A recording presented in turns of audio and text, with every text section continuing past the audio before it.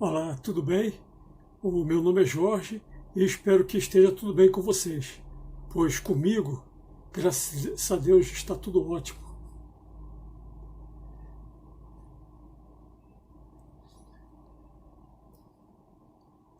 Carta aos Romanos. Carta aos Romanos. Carta aos Romanos é um livro escrito por Karl Barth, traduzido e comentado pelo pastor Koller Anderes e publicado no Brasil em 2003 pela editora Novo Século. Este livro contém 854 páginas que divididas pelos 433 versículos da carta de Paulo aos Romanos, nos dá uma média de 2 páginas por versículo. A sua leitura é bastante difícil. Não é o tipo de livro que nos instiga a continuar lendo, pois é escrito para teólogos.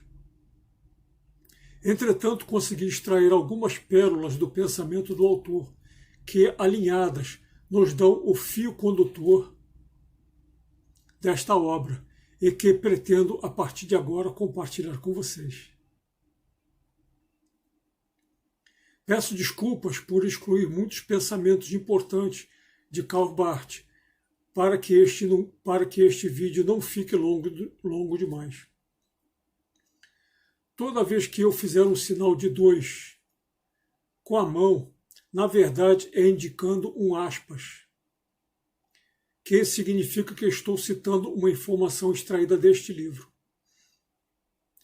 O seu tradutor começa revelando que Karl Barth, 1886 a 1968, foi por isso mesmo o mais importante teólogo do século XX e possivelmente a mais importante figura na história da teologia desde João Calvino, no final da página 7, ou seja, a mais importante figura na história da teologia pelos últimos 5 séculos. E que a teologia de Karl Barth abrange o aspecto escatológico, trazendo Barth para a companhia de muitos liberais e defensores da apocatástase sugerida por Orígenes, no final da página 9.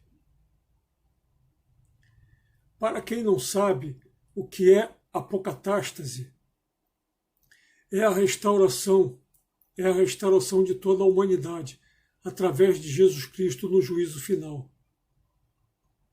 Teologia que não foi sugerida por Orígenes, mas ensinada pelos maiores teólogos dos 5 primeiros séculos, os pais da Igreja, mas absurdamente abandonada a partir de meados do 6º século, até os dias de hoje, e que Karl Barth e muitos outros teólogos importantíssimos já se esforçaram em resgatar.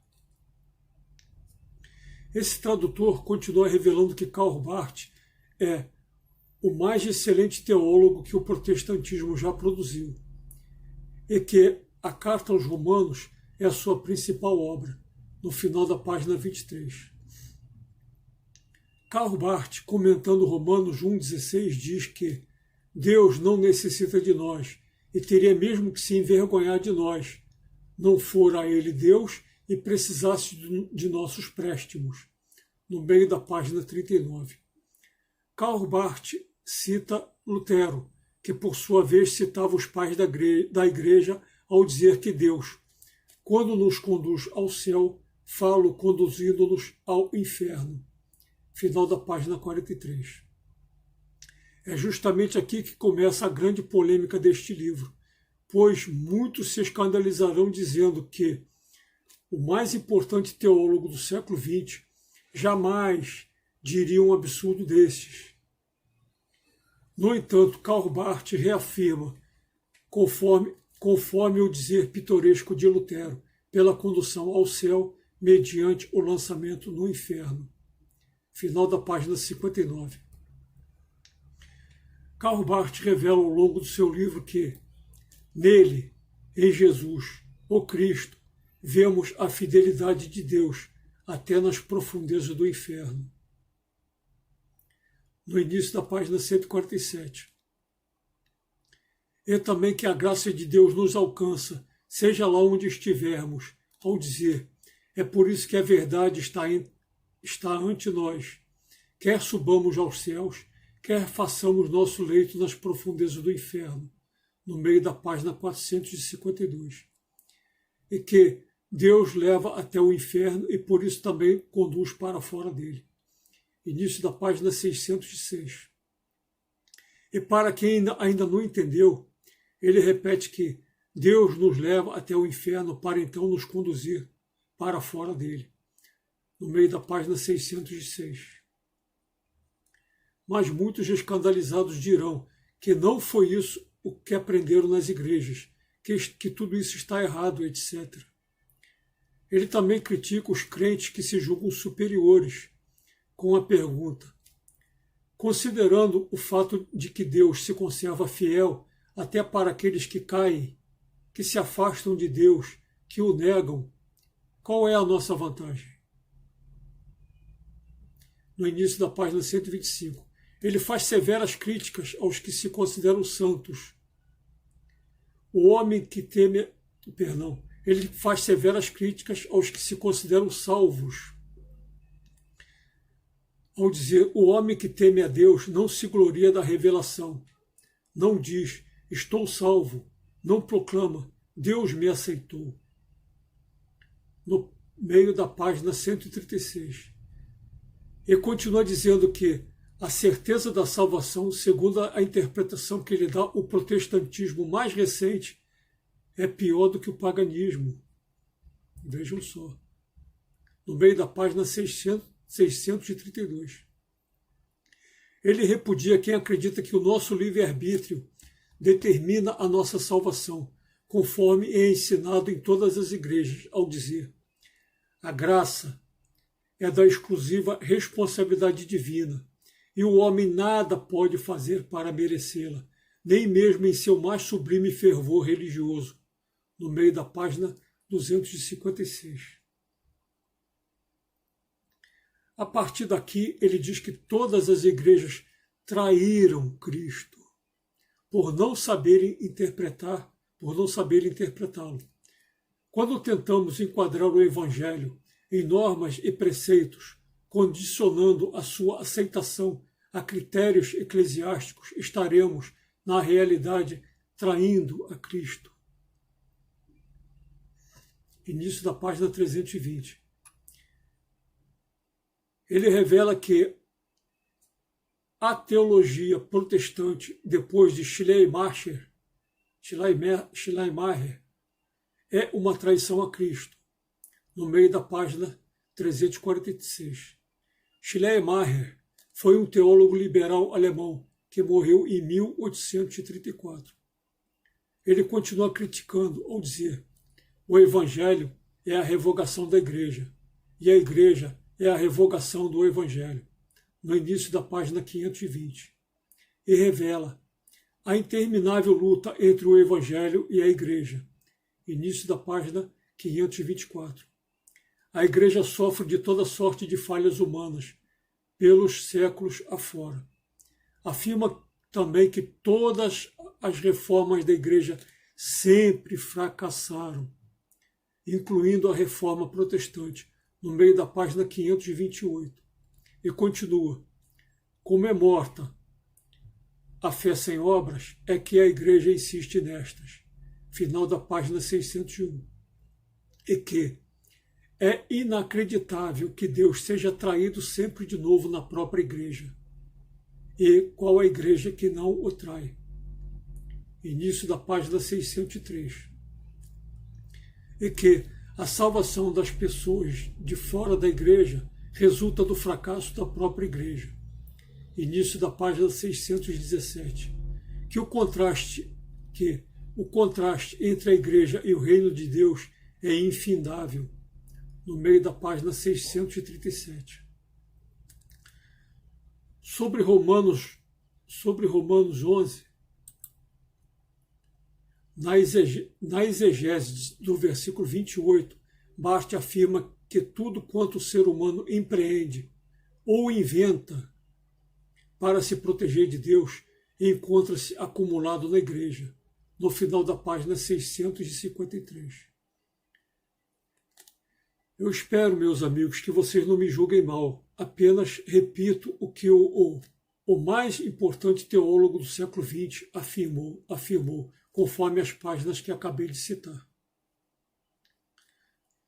Todos os evangélicos repudiam chamar a Virgem Maria de Mãe de Deus. Mas o pastor que traduz esse livro se escandaliza ao dizer que li Barth até onde ele escreveu que Maria é a Mãe de Deus. Foi demais para mim. Fechei o livro e mais tarde vendi a obra, no final da página 421. Mas Barth insiste que devemos, como teólogos cristãos, não rejeitarmos a descrição de Maria como Mãe de Deus, no início da página 422, e que, sobre o entendimento dos mistérios da fé, a Igreja Católica, a Romana e também a Ortodoxa teve bem melhor sucesso que o protestantismo, no final da página 516. Barth nos força a raciocinar quando diz: o escândalo que a palavra divina provoca em nós é o reflexo do escândalo que somos para Deus, no meio da página 435. Ele revela como Deus salvará toda a humanidade, pois o Senhor diz: permiti que me encontrassem aqueles que não me procuravam e revelei-me aos que não me perguntavam por mim.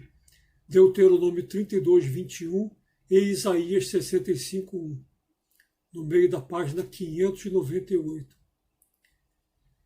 E que isso é a compreensão de que, em nossa insensatez, somos compreendidos por Deus, no início da página 599. Aleluia! Karl Barth nos revela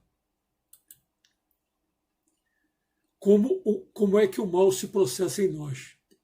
Vemos em nosso próximo apenas o mal e lhe devolvemos o que nele achamos, não vendo nele o bem, no meio da página 721. Quanto aos que se julgam santos e criticam os que não são, ele pergunta: como saberemos se ele, acaso, é eleito justamente naquilo em que pensamos ver a sua condenação? Final da página 785. Comentando os últimos versículos da carta aos Romanos, Karl Barth nos diz: amemos a Deus sobre todas as coisas e ao próximo como a nós mesmos, socorrendo-o, dando-lhe de comer e de beber, mesmo que este próximo tenha a virulência de inimigo mordaz, no meio da página 819. Como Karl Barth critica abertamente as igrejas em geral por não saberem interpretar e praticar a palavra de Deus, e que, por sua vez, as igrejas não conseguem mudar que ele é a mais importante figura na história da teologia desde João Calvino, então o contra-atacam, acusando-o de ser mais um universalista burro desprovido de razão.